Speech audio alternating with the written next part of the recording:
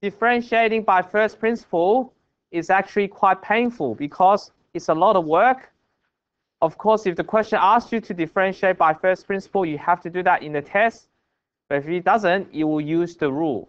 Hopefully, after you do exercise 9b, you start to discover some simple rule. When this differentiate x, it's 1. Differentiate that is 0, right? When differentiate x squared, we are now familiar is 2x. And if you did the question from exercise 9b, you will see it's actually 3x squared. If you've done the exercise from 9b, you would have proved that by first principle. And I'm sure there's a question on that as well. So you'll get that. Something like this. So now you see there's a pattern. And the pattern clearly says that you take the index as the factor, which is n, the 5 goes down, and then reduce the index by 1. And that, I think that's on your reference sheet.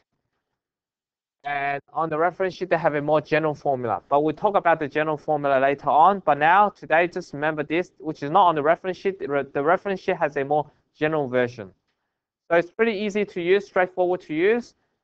And how do I get this formula? This proof has several stages. In this section, prove the result is true for the whole number n. So the n can be any real number. It doesn't have to be an integer. Can be negative integer. Can be a fraction. But in this exercise, we only prove the result is true for n for when n is a positive integer.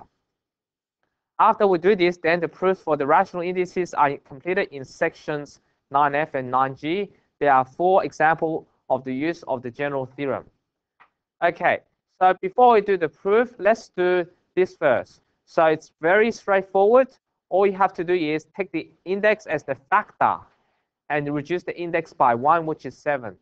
Hopefully that makes sense. So subtract 8 by 1, you get 7, and that. Let's try again. F dash of x equal. You get 100 x to the power of 99. Get it? All right, pretty straightforward. Now, there's also some negative one as well. It works for the negative as well. Let's try that. Negative 4x. And be careful when it's a negative number. When you subtract that by 1, you will get negative 5. Whereas it gives you the impression that the numbers will go towards the origin. That doesn't go towards the origin. Let's try the next one. Same thing. The index as a factor. And if you get subtraction in your head, that will save you a lot of time. So that will give you negative 1/3. All right, have any questions? All right, so the formula is very nice. So you don't have to do the differentiation by first principle anymore, except when the question asks you to. The question will state clearly, differentiate by first principle. Otherwise, I would just use this very simple formula. Okay, let's try to prove it. Now, the proof is quite easy. You just have to use the definition of derivative. And remember, f of x is x to the power n. And we're going to prove where n is a positive integer. So we go limit as h approaches 0, f of x plus h minus f of x over h. That's your first step. And then the next step is to substitute x plus h to the power n minus x to the power n.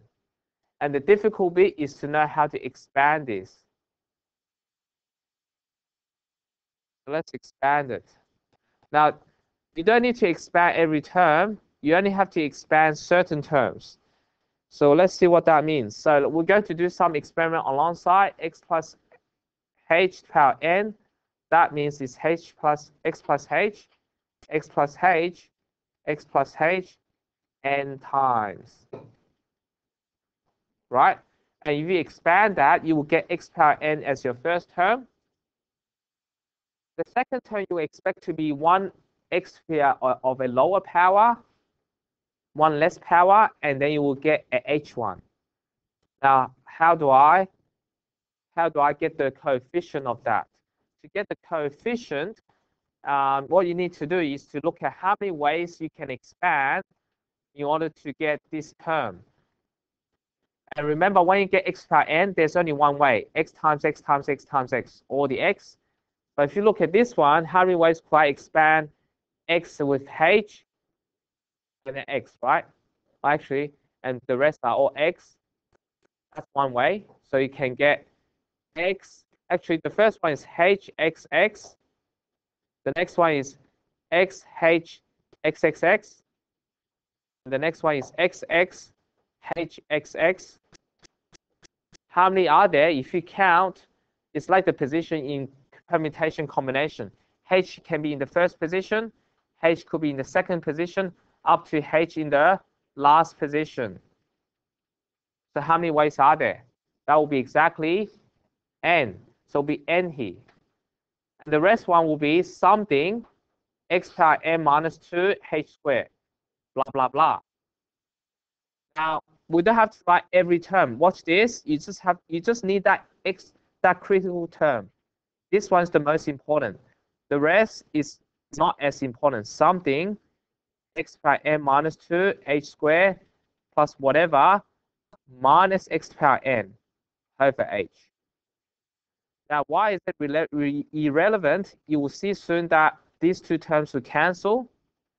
And also, after that, you can factorize the h out. Let's take the h out.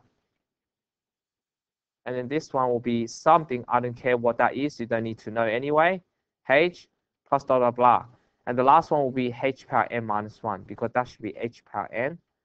Okay, because the h get cancelled, and what happened after the h get cancelled? You substitute h to be 0. And when you substitute h to be 0, that's going to be 0. So that's why it doesn't matter what that number is, 0.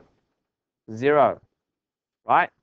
So therefore, it's that as expected. And remember, we only proved it's true for n positive integer. This is also true for fractions. We'll do the proof in the next exercise where we do differential with the when n is a fraction and n is a negative number. Yes, Sam. That's a very good question. The answer is unlikely, no.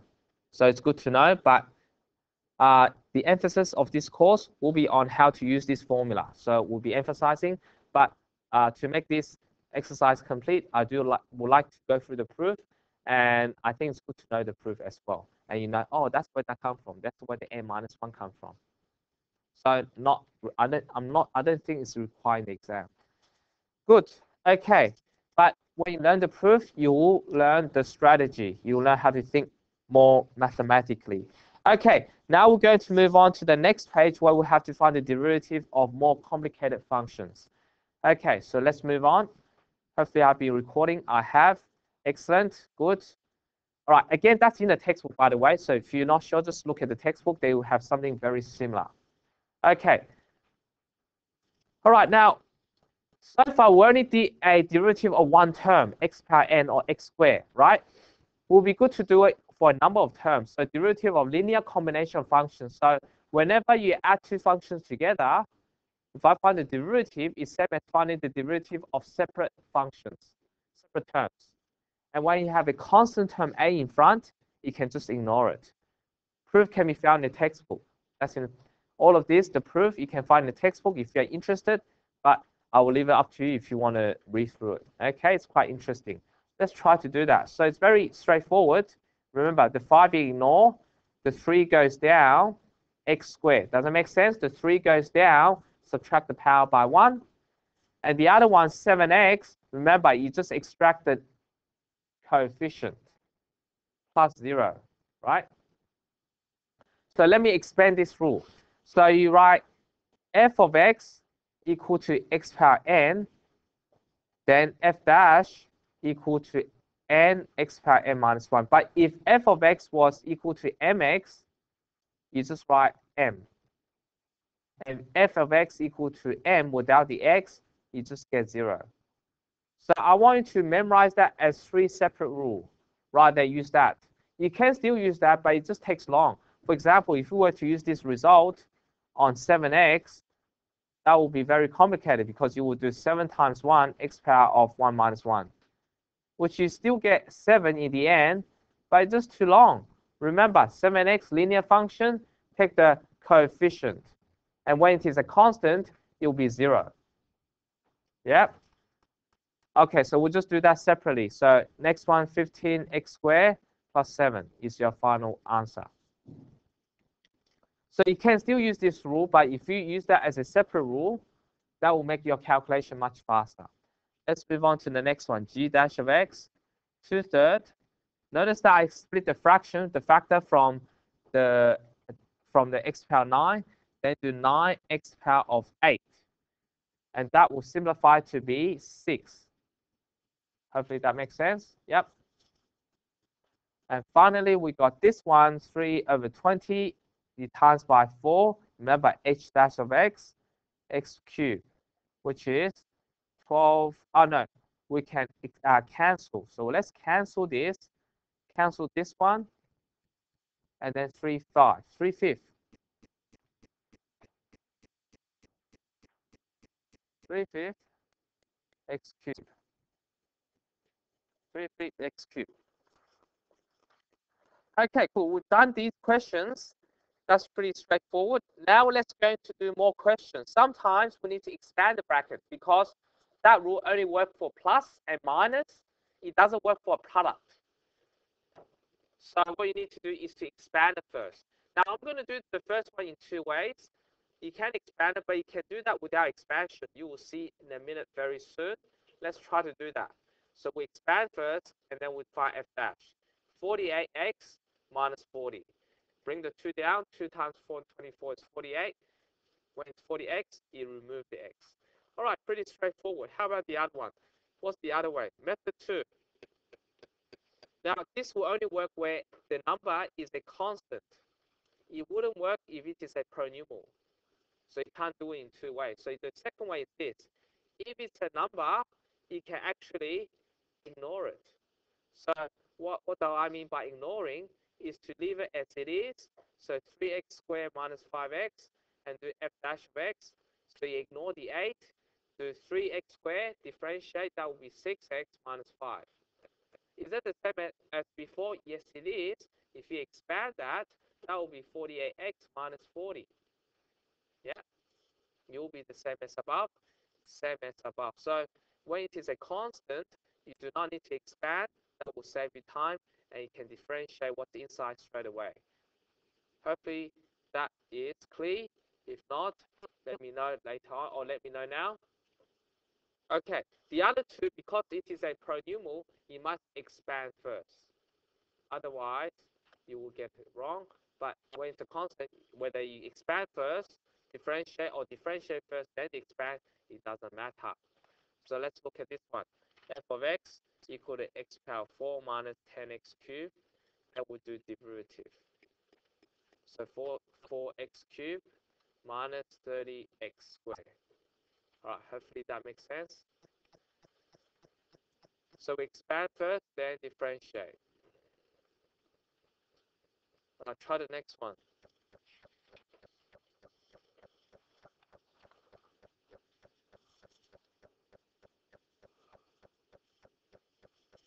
Oh, have a try.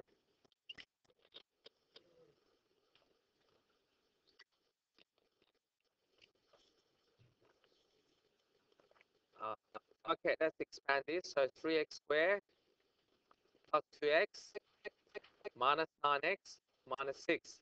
Collect like terms, 3x squared minus 7x minus 6. And then we're going to differentiate f dash of x, 6x minus 7. Right? Now, you'll say, oh, let's differentiate them separately. Will it work? The answer is for sure no. For sure no. So you'll say, oh, let's expand them separately. What do we get? If you expand it separately, if you differentiate separately, you get 1, that you get 3. Obviously, it is nothing close to what you have there. Yeah? So you can tell by experimentation, whereas this one, whether you expand the 8 or not, you get the same answer, which means this is the correct method. But obviously, you can't differentiate them separately. If you want, you can, if there is a product rule, which you will learn later on, but that's come later, not for this exercise anyway. So maybe next lesson or the lesson after, you learn some very good rule to differentiate a greater variety. But now, the only option you have is to expand, and then when it is a sum of terms, you can differentiate each term separately. Okay, so we've got 2 more pages to go. Then we can do the exercise again. Practice makes perfect. Let's look at the next one. Tangents and normal. we are already familiar with the word tangent. Let's try to draw a tangent. Let's say a tangent at this point, x1, y1. I'm going to draw a line there. That's a tangent. Another word you have to learn is called the normal, which is really perpendicular to the tangent. So that's normal, perpendicular to the tangent. Okay, so in order to find these equations, we need to use the point gradient form. And that's stated over here. Is that on the reference sheet? Looks like it's not. So you have to memorize it. But you should know from year 9, quite easy to learn, point gradient form.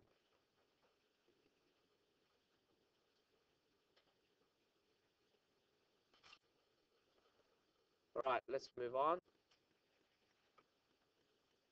So because we have to find the equation of the normal and tangent are perpendicular, we have to have practice of this. So find the gradient of the normal if the tangent has gradient 5. What would you do? So you have to do negative reciprocal, yes? 1 over 5, right? How about this one? Negative reciprocal, the negative get cancelled, you get 4 over 1, which is 4. Yeah? And the next one will be negative 4 over 3. Negative reciprocal. That's the gradient of the normal. Alright, once we do this, we are now going to do a question involving a graph. And the graph is drawn for you, so if the tangents are normal. We're going to find the equation of tangent and equation of normal at a particular point. This point is 1, 3. So the green line represents the normal, the red line represents the tangent. So I'm going to put a right angle there. That's pretty nice. So let's work out the equation of tangent. So what we do is find the derivative, and you're allowed to use y dash, just like f dash. So you get negative 2x. Yeah. And then we have to find the gradient. How do you find the gradient? We substitute something into x. X equals to 1, right? For 1 in, you get negative 2. All right, that's great. That's the gradient of the tangent. How do I get the equation of the tangent? We use point gradient form. So y minus y1. Y1 will be this is your x1, y1. So y1 will be 3. Gradient will be 1. And our gradient is negative 2. X would have been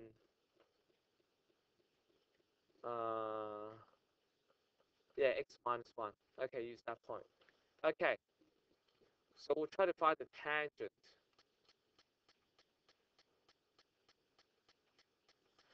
Our tangent, expand and collect line terms.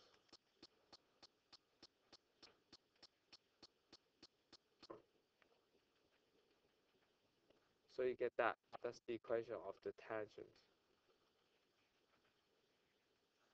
Alright, good. Equation of the tangent. So that's the equation of the red line.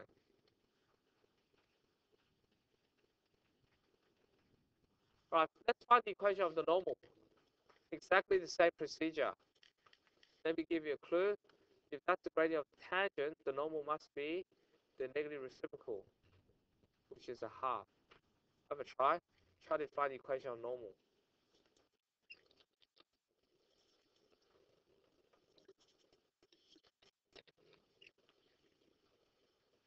So what you do is you do y minus. Now, normal will be at the same point, 1, 3. So y minus 3. But the only thing's different is the gradient. And then you equate and expand and collect by terms. Have a try.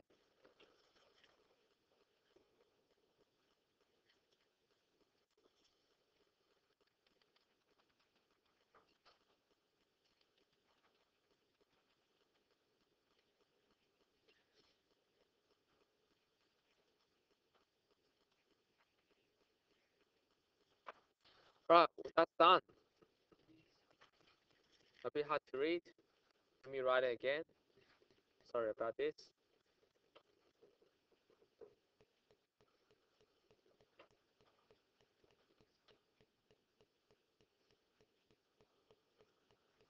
Half 3 minus half 5 over 2.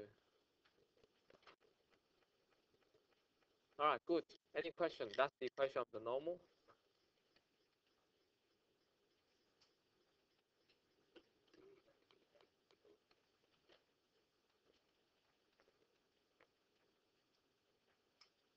Okay, good. Now we have to find the angle of inclination of these two lines. The angle of inclination will be the angle between the positive direction of the x-axis and the, yeah. Okay, good. So to find these angles, what we need to do is to find the gradient of the tangent first, because the gradient of tangent is equal to the angle tan of the angle. So let's start with part A.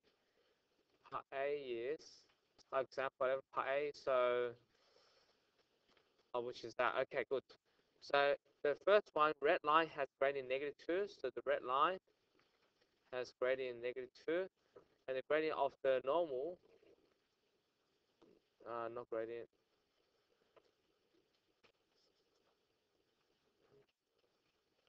gradient of normal is, what would the gradient of normal be? Will be half, right? So you do y minus y1 equal to half x minus 1. Right, any question?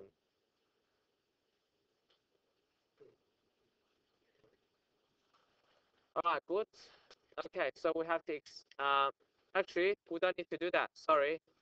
You finding the, I wasn't paying full attention. Sorry about that. You have to find the angle. So to find the angle, what you need to do is tan theta equal to m. M is half. Theta is tan inverse of half. And then use your calculator. Shift tan 0.5 equal 26. Doesn't say. Yeah, maybe 27 degrees. Approximately 27 degrees. Yep. And then we find the other one. That's 27 degrees. That's wrong. Half is, yeah, that's 27 degrees. All right, good. So right, that's just 27 degrees. All right, okay, good. Next one. Next one is, the other one is, what you need to do is tan theta is equal to, what's the gradient? Gradient -2. Because it's negative, the angle of inclination is positive. You do 180 minus tan inverse of 2. And then use your calculator. Let's try this.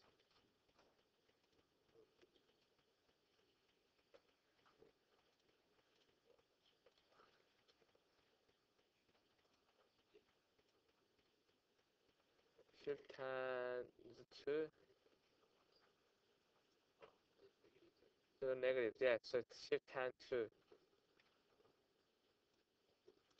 So 11, so 117, approximately 117. All right, any question?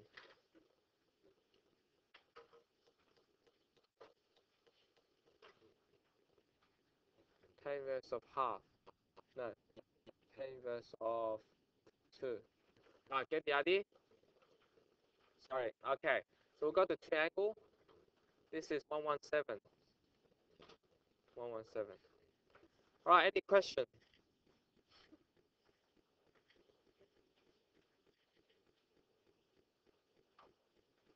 After we do this, we're now going to do part C, the tangent normal, meet the x-axis at A and B respectively, find the corners of A and B, which is quite straightforward. So for A, so the tangent meets the x-axis at A.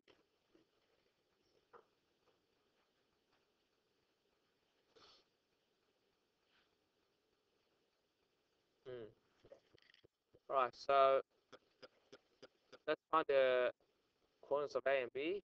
So the first tangent, -2x, so let's make y equal to 0.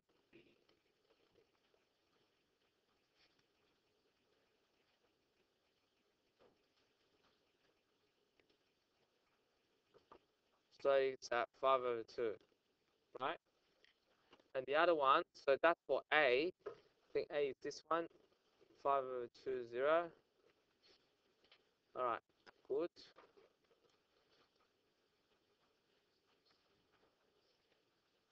All right, good. And then we'll do B. B is when we make Y to 0.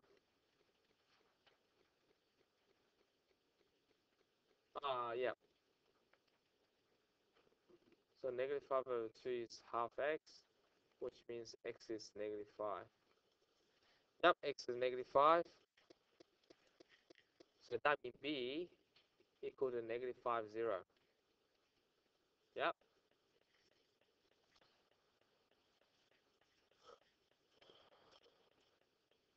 Now, why is this important? Because that it will allow us to find the area of APB. APB. Let's try that. So APB is, if you look at the diagram, that will be exactly x is negative 5. All right, so they have to be. Hopefully, I haven't made a mistake. That looks.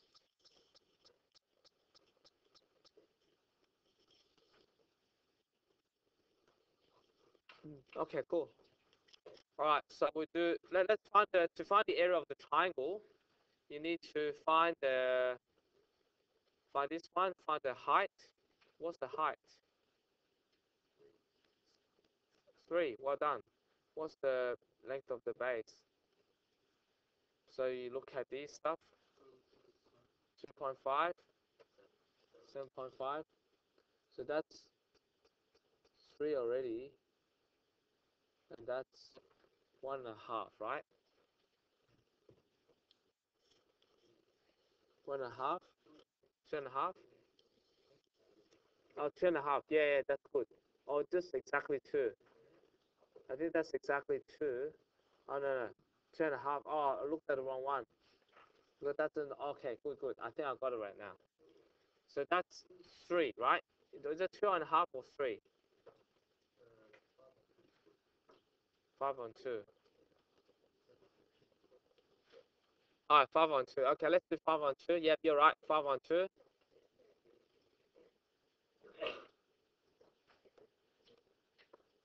So the other one is 5 on 2. Oh, yeah, just these numbers.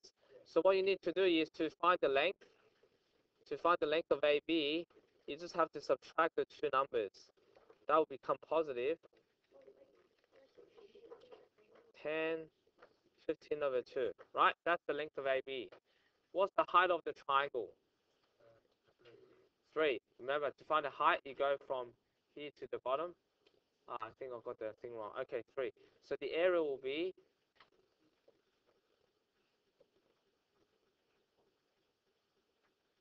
times 3 times half, right? And then if you do the calculation, that's 45 over 4. That will be 10 and 11 and 1/4.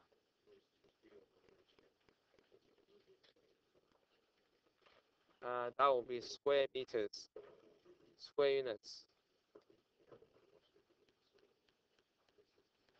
All right, any question? Yeah, yep. Looks pretty long. We just have to do one more page. This one's a bit involved because it involves area, finding tangents, normal, all in one question. We'll do one more question about tangent, how to find one, and then we'll do some other aspect of this course. Just one more page, then we're done.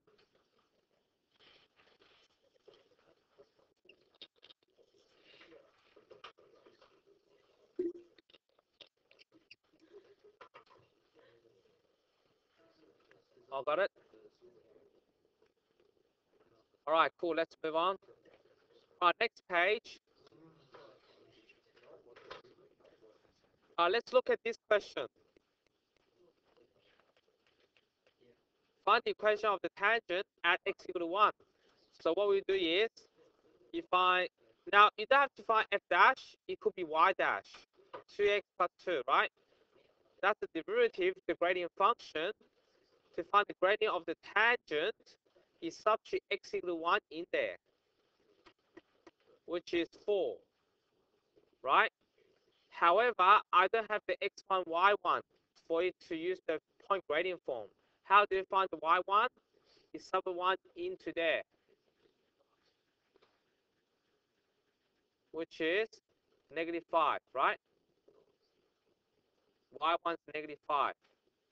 And then use the point gradient form. Get the idea? Point gradient form to find the equation of tangent. So the one before, they provide you with the point. This one they don't.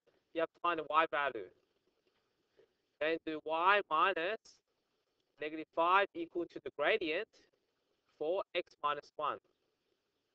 Y plus 5 equal to 4x minus 4. Y equal to 4x minus 9. Oh, got it.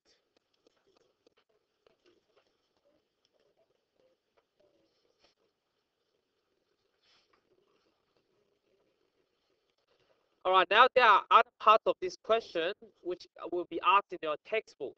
Questions such as that they give you a tangent, but they give you the angle of inclination.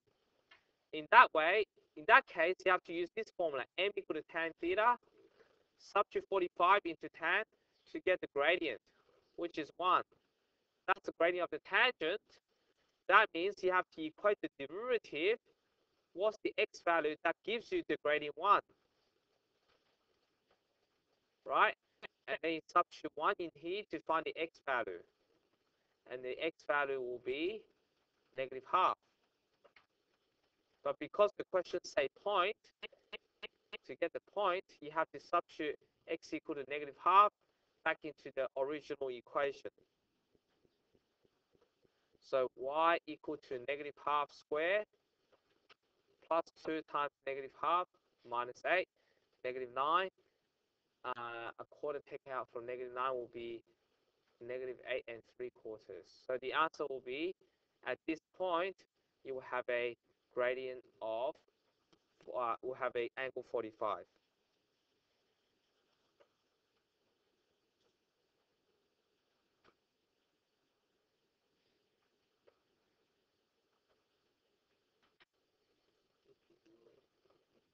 Okay, cool. We could also have another question like this. Find the point on the curve that's perpendicular to this line. What's the gradient of this line? 3/4. So that was the gradient of the tangent perpendicular to it. Must be -4 and 3. Well done. And that gives you, once you got the gradient, I could work out the x value. Why? Because y dash is 2x minus plus 2. That means 2x plus 2 must equal to the gradient we just found. So 2x plus 2 equal to 3/4. No, -4/3, and you solve for x. So you go 2x equals to -2 will be, use a calculator, that will be -10, is it 10? And x is -5 on 3. And once you get x, it's just a matter of substitution to get the y value. You sub it back into the original equation, x squared plus 2x minus 8. And then use your calculator. -5/3, and use a calculator. So I think that would be too hard for me to work out. So I use a calculator. Let's try this. So -25. So let's take some shortcut. That would be 25/9 plus 2 times -5 divided by 3. Divides quicker to use. -8. Cool. XD. -77/9. Which you can substitute. So therefore the point will be -5/3, comma -77/9. And we've got one more question that we're done. Again, I encourage you, because we go through a lot of questions. And when I was a student, I always, after the teacher finished explaining all the example, I redo all the example again. That will help you to learn the example. If you just look at it, I do it, you won't be able to learn it. But if you can do it again by yourself, and when you do the question from the textbook, it will make it much easier. I guarantee you, you will find the textbook question much easier if you do redo the example at home. or redo the example after I finish teaching you. So we've got one more question. So you have this sort of question where there's an a you have to find, and it tells you the gradient is -3 when x is 2. So mt is -3 when x is 2, which means the mt is the y dash. The gradient is -3 when x is 2. That indicates to you I need to differentiate. So let's differentiate that. The first one is just 4 times 2x. The second one, because a is a constant, it just become a. And the differentiate -1 is 0. So it's ax plus a. Once you do that, I'm going to write it right here. It's the same thing. I'm going to work out a by substituting x equal to 2 and -3 into y dash. And that's -3. 8 times 2. That's 16. So it'll be a equal to -19. The 19? Yeah, that's it. All right, so I know it gets a bit boring today, but the key rule is that you learn this rule. X power n, the derivative is that. And you don't have to do differential. And then you also have to do tangents and normal. All right, okay, again, practice makes perfect. Got to do the practice. Redo the example, redo